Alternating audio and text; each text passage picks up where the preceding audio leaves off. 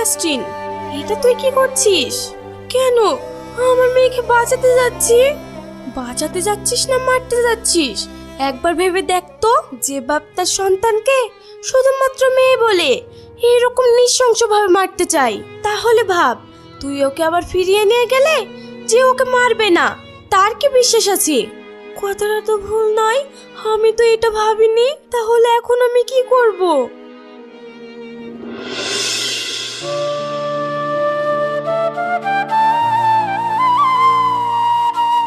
আব্বা, আমার খুব কষ্ট হচ্ছে, তুমি তাড়াতাড়ি কিছু একটা ব্যবস্থা করো। তুই আরেকটু ধৈর্য ধরে বস মা, আমি তাড়াতাড়ি ডাক্তারকে ডেকে নিয়ে আসছি।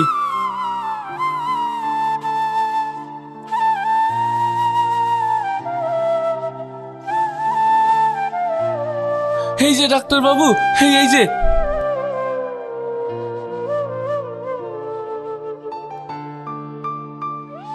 ও মাই গড, পেশেন্টের অবস্থা তো খুবই খারাপ, ওকে তাড়াতাড়ি ইমার্জেন্সিতে শিফট করতে হবে। আচ্ছা।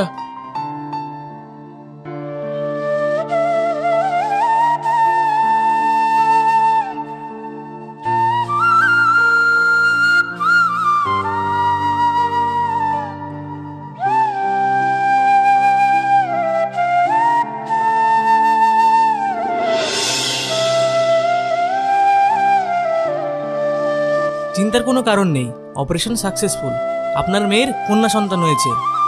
সত্যি? আর আমার মেয়ে কেমন আছে? আর কোনো ভয় নেই, মা ও মেয়ে দুজনেই সুস্থ আছে। এক্ষুনি ওদের বেডে শিফট করতে হবে, তারপর আপনি চাইলে দেখা করতে পারেন।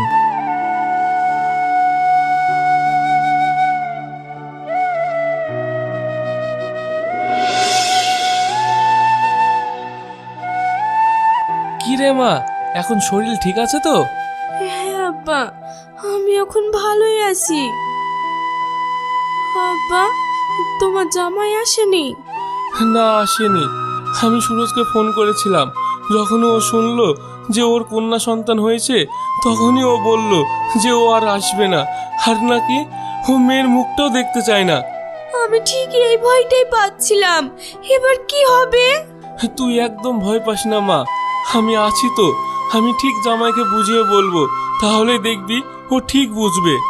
সত্যি কি বুঝবে জানি না, আমার এই ফুলের মতো নিষ্পাপ মেয়েটির কপালে কি যে আছে।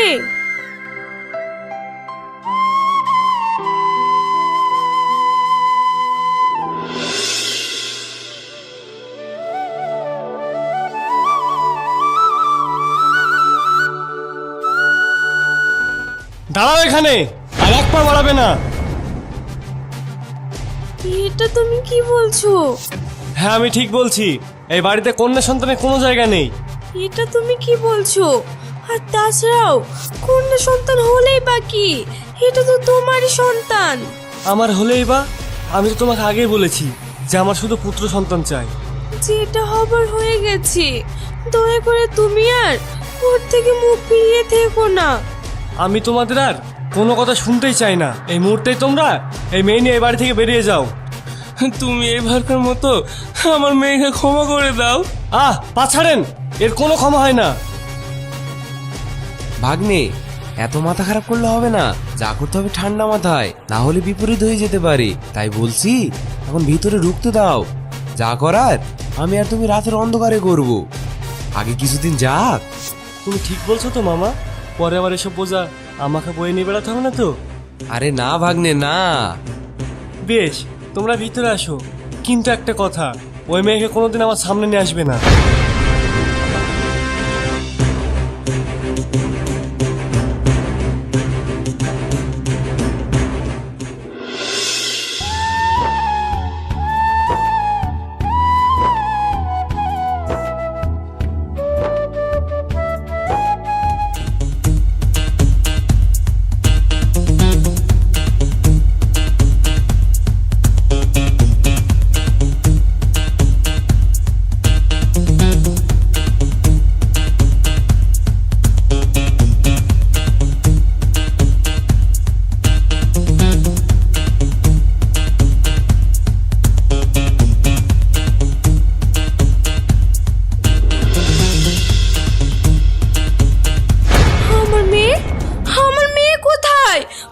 ওকে এখানেই রেখে গিয়েছিলাম।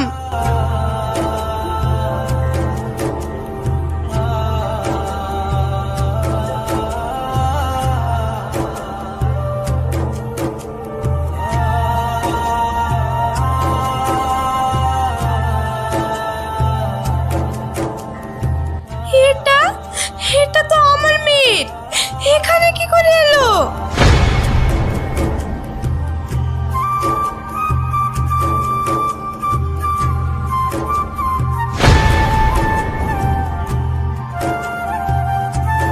এটা তো আমার সোনার, এটা এখানে কি করে এলো?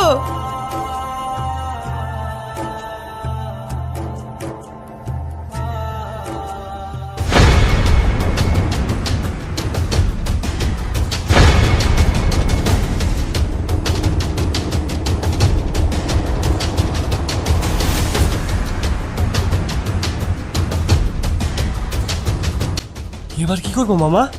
আস্তে কথা বল, ও শুনে ফেলবি। সেটা ঠিক আছে, কিন্তু এখন কি করব সেটা তো বলো। কি আর করবি, একটা কাজ কর, এখানে ফেলে দাও, কোনো শিয়াল কুকুরে খেয়ে নেবে। তুমি একদম ঠিক বলেছো।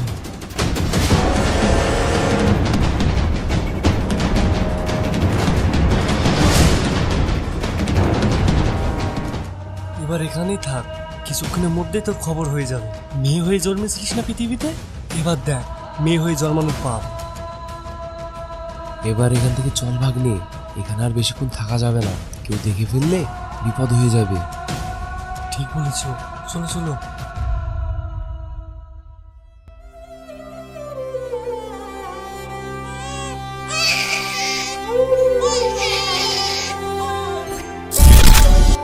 কিরে নাসরিন, এটা তুই কি করছিস?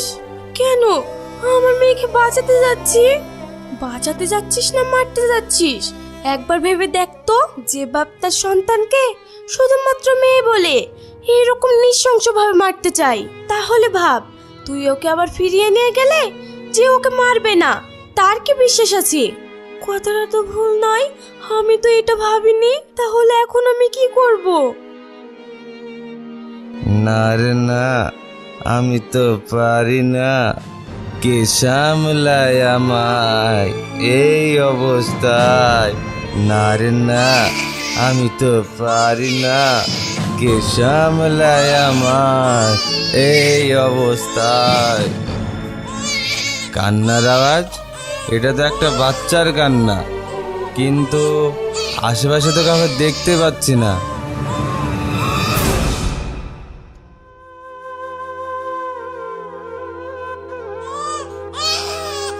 আরে আবারও কান্নার আওয়াজ, কই দেখি তো।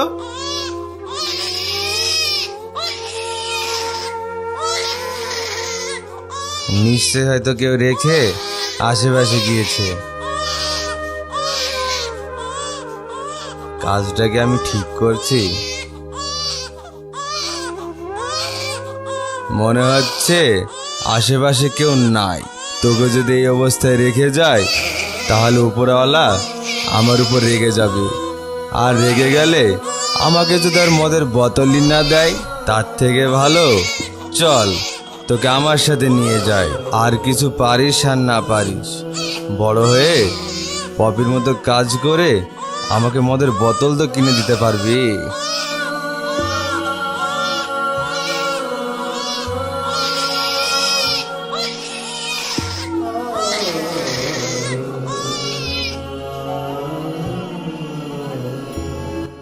যা মজা, তুই ভালোভাবে থাকিস। ওর সাথে গিয়ে অন্তত আর কিছু পাস না পাস, দুবেলা দুমুঠো খেতে তো পাবি। আর না হলে যে তোকে সারা জীবনের মতো এই পৃথিবী ছাড়তে হবে।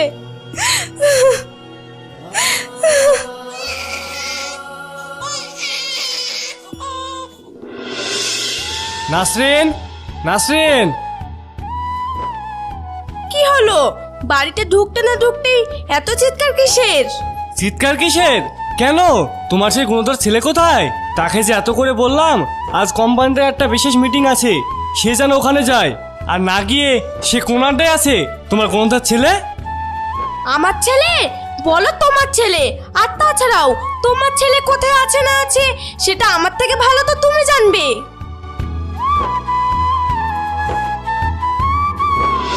তুই কোথায় আছিস বা? কেমন আছিস আমি জানি না, তোকে দেখতে যে আমার বড্ড ইচ্ছা করে। তুই যেখানেই থাকিস যেন ভালো থাকিস। আমার মৃত্যুর আগে একবার হলেও আমি যেন তোকে দেখতে পাই। মেম সাহেব, দাদাবাবু চলে গেছে। ঠিক আছে তুই যা, আমি যাচ্ছি।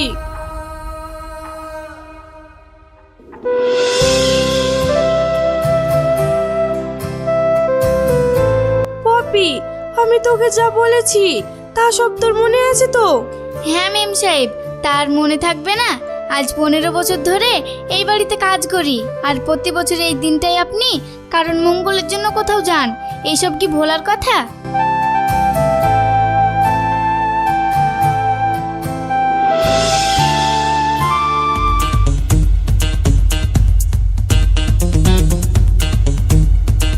চোর চোর, আমার ব্যাগ নিয়ে পালিয়ে গেল।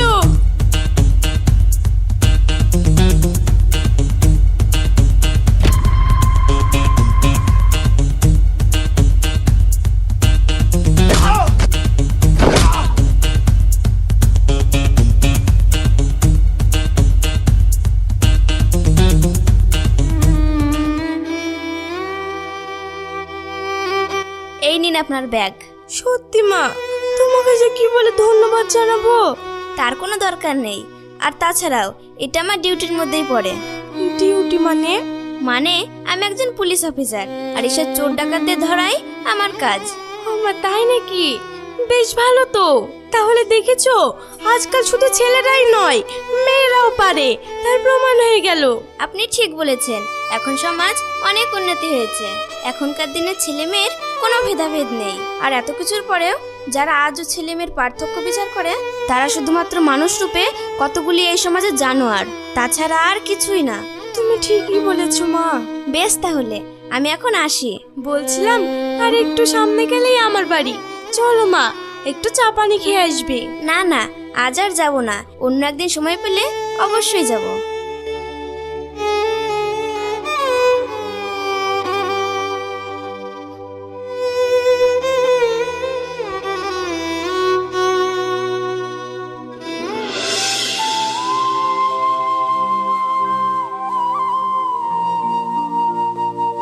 কি রে, আজ এত দেরি করে উঠলি যে?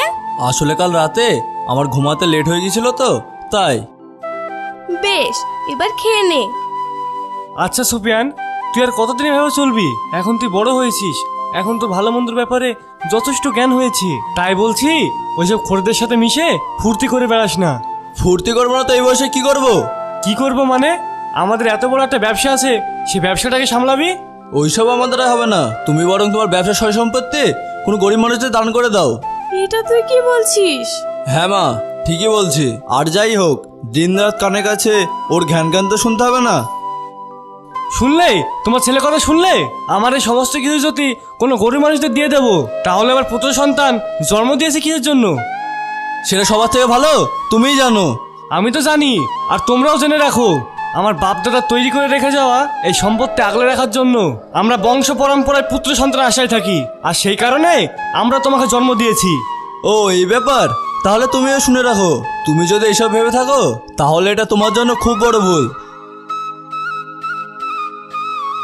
আহারে, দেখলে তো ছেলেটা না খেয়ে চলে গেল। আর তোমাকেও বলি, খাওয়ার সময় না বললেই হতো না? খাইনি ভালো হয়েছে, এখন তো দেখছি ওরকম ছেলে থাকার থেকে না থাকাই ভালো।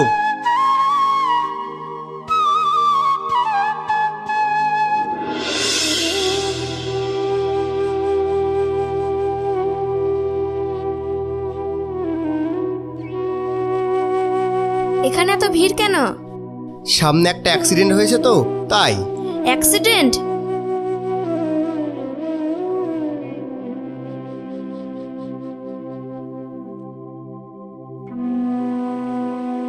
এখানে একজন অ্যাক্সিডেন্ট হয়ে প্রায় মৃত অবস্থায় শুয়ে, আর আপনারা তামাশা দেখছেন দাঁড়িয়ে দাঁড়িয়ে, হাসপাতালে না নিয়ে গিয়ে। আসলে এটা পুলিশ কেস তো, তাই আর কি ভয়ে। আরে রাখুন তো মশাই আপনার ভয়, আর ওনাকে তাড়াতাড়ি গাড়িতে তোলার ব্যবস্থা করেন।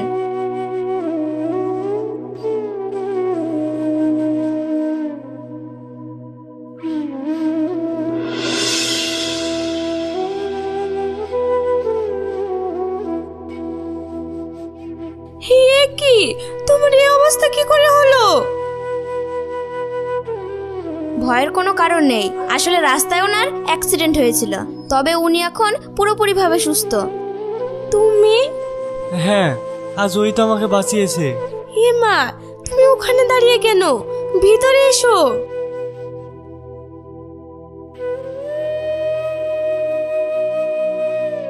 মেম সাহেব, এই নিন পানির গিলাস। মা, তুমি এখানে? হ্যাঁ মা, আমি। কিন্তু তুই এখানে কি করে এলি? এ কি, তোমরা দুজন দুজনকে চেনো নাকি? কেন চিনবো না, এটাই তো আমার মা। তোমার মা? আচ্ছা পপি, তোর যে এত বড় সুন্দর শিক্ষিত একটা মেয়ে আছে আর চাকরিও করে, কই আমাদের তো বলিসনি? আসলে তেমন কিছুই না, আমি এখানে কাজ করতে আসি আর কাজ করে চলে যাই, এতে আবার বলা বলির কি আছে? কথাটা সেটা নয়, আসলে সত্যি কথা বলতে এটাই যে মা শুধু এখানে না, সব জায়গাতে আমাকে লুকিয়ে রাখার চেষ্টা করে, জানি না কেন। লুকিয়ে রাখার চেষ্টা করে? ওর কথায় কান দিয়েন না, ও একটু এইরকমই। আচ্ছা, আমি একটা কথা বলি। তুই আবার কি বলবি? না মানে, এতদিন আমরা জানতাম না যে পপি মাসির মেয়ে চাকরি করে, কিন্তু আজ জানলাম, তাই আমার মনে একটা প্রশ্ন জেগে উঠলো। আচ্ছা, তুমি যে এত বড় একটা চাকরি করো, তাহলে তোমার মাকে লোকের বাড়িতে কাজ করতে দাও কেন? না বাবা, তুমি ওকে ভুল বুঝছো, ও আমাকে নিষেধই করে, কিন্তু আমি জোর করে আসি। তাই যদি হয়, তাহলে তুমি একজন পুলিশ অফিসার হয়ে একটা কাজের লোককে মা বলে পরিচয় দিতে তোমার লজ্জা করে না? না, করে না। আসলে পৃথিবীতে কোনো কাজই ছোট না, যে যার মতো কাজ করে, তাই সবকিছু সবসময় নেগেটিভ না ভেবে পজিটিভ ভাবে দেখলে সবকিছু সুস্থ, সুন্দর ও ভালো। তাই নাকি? তাহলে আব্বা, তুমি কথাটা মনে রাখো। আমি কেন মনে রাখতে যাব?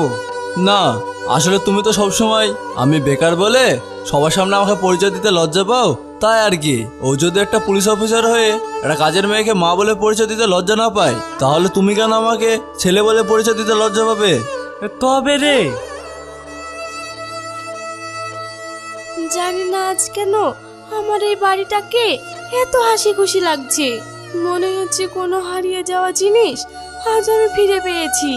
বেশ, তবে আজ তাহলে আমি আসি। এ মা, এই তো এলে, এখন এবার চলে যাবে? একটু কিছু মুখে দিয়ে যাও। আজ না, আবার যদি ভাগ্য থাকে তাহলে অবশ্যই আসবো। বেশ, তাহলে সাবধানে যাস মা। আবার কিন্তু এসো মা।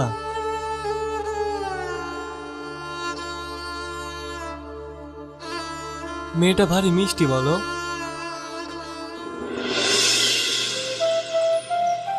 শোন পপি, আগামীকাল আমাদের বাড়িতে বেশ কিছু খাওয়া দাওয়ার আয়োজন করা হয়েছে, তুই তো আসবি, আর তোর সাথে ঝিলিক আর ঝিলিকের আব্বুকেও নিয়ে আসবি। ঠিক আছে মেম সাহেব।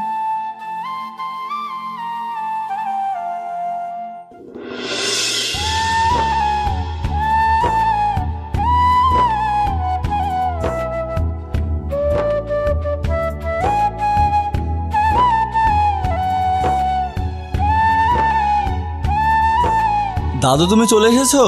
হ্যাঁ রে, চলে এসেছি। তুই ডেকেছিস আর আমি না এসে থাকতে পারি? যাও আব্বা, ভিতরে গিয়ে বসো।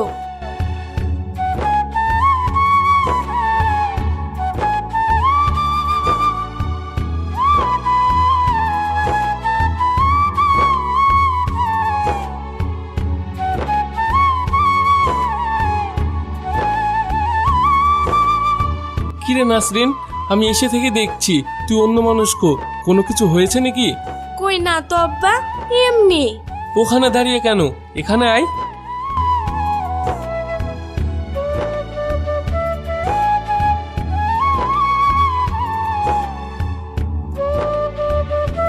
ওই তো পুলিশ দিদি চলে এসেছে। এই তো, এতক্ষণে ঝিলিকের মুখটা দেখে আমার নিজেকে শান্ত বলে মনে হচ্ছে, কেন জানি না ওকে আমার এত নিজের বলে মনে হয়। ওখানে কেন দাঁড়িয়ে, ভিতরে এসো। হ্যাঁ হ্যাঁ, ভিতরে এসো।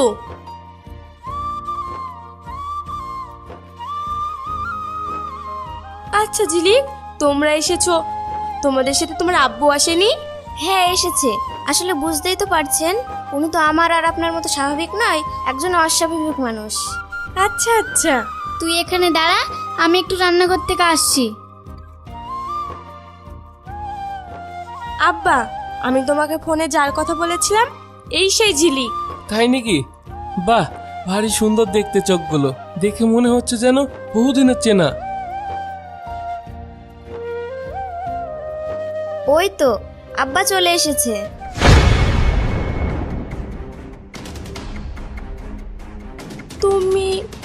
তোমাকে আমি আগে কোথাও দেখেছি মনে হচ্ছে। এ কি বলছেন মেম সাহেব, আপনি ওকে কোথায় দেখলেন? আর তাছাড়াও ও তো একটা মাতাল মানুষ। তাই নাকি?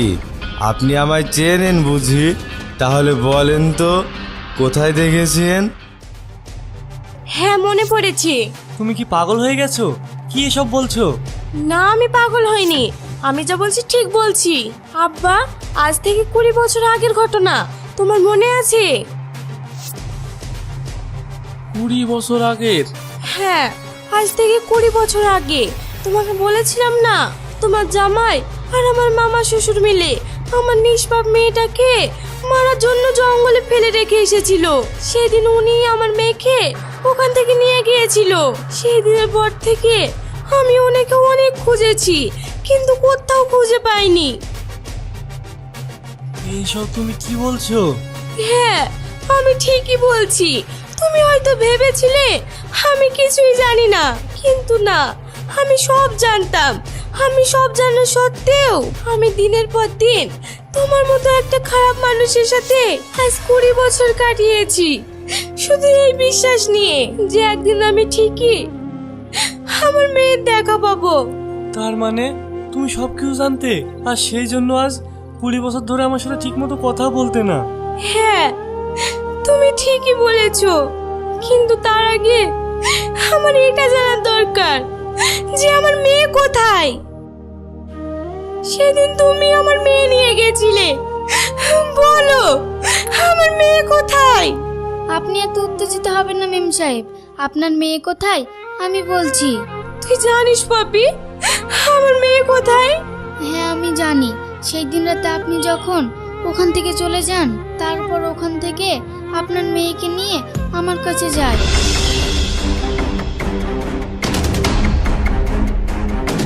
বড়ি মুখ পুরো মাতাল মিংসে, তোমার এতক্ষণে বাড়ি আসার সময় হলো? বাচ্চা, এই বাচ্চা তুমি কোথায় পেলে? কোথাও থেকে চুরি করে এনেছো নাকি? আরে না না, রাস্তার পাশে পড়েছিল, কতগুলো শিয়াল কুকুর ছিঁড়ে খেতে যাচ্ছিল, তাই আমি ওকে কুড়িয়ে নিয়ে এসেছি। আর একটা কথা শোন, এই মুখলেস মাতাল হতে পারে কিন্তু চোর নয়।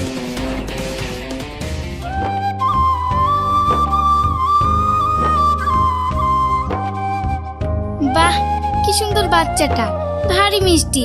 আজ থেকে তুই আমাদের সাথেই থাকবি।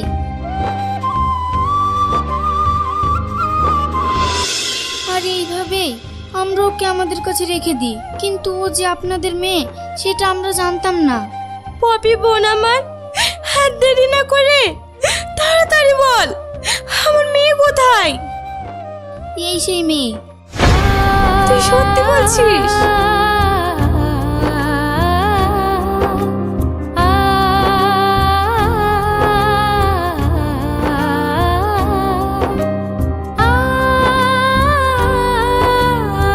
তাহলে তুমি আমার জন্মদাতা মা?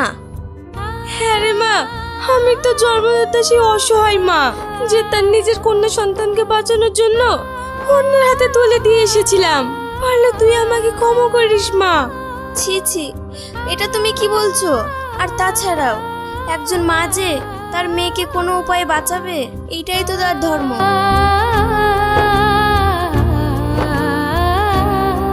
তাহলে তুমি আমার সেই জন্মদাতা পিতা? হ্যাঁ রে, আমি সেই বাপ যে নিজের মেয়েকে নিজের হাতে খুন করতে চেয়েছিলাম। পারলে আমায় ক্ষমা করিস মা। এটা তুমি কি করছো? আর তাছাড়াও তুমি আমার পিতা, আর আমি চাই না তুমি আমার কাছে মাথা নত করো। আর একটা কথা কি জানো, পৃথিবীতে ছেলে মেয়ে বলে কোনো পার্থক্য হয় না। সন্তান তো সন্তানই হয়, আর এইসব তো ওপরওয়ালার সৃষ্টি। ওনার যাকে যেভাবে এই পৃথিবীতে পাঠাতে ইচ্ছা হয় তাকে সেইভাবেই পাঠায়, এতে তো আমার কোনো দোষ নেই। হ্যাঁ রে মা, আজ আমি সে আমার ভুলটা বুঝতে পেরেছি। যে সন্তান ছেলে আর মেয়ে হোক না কেন, সন্তান সন্তানই হয়। সবই যখন বুঝতে পেরেছো, তাহলে আর মেয়েটাকে পর না করে আপন করে নিজের বুকে টেনে নাও না বাবা। আপনি ঠিক বলেছেন আব্বা। আয় মা, আয়, আমার বুকে আয়।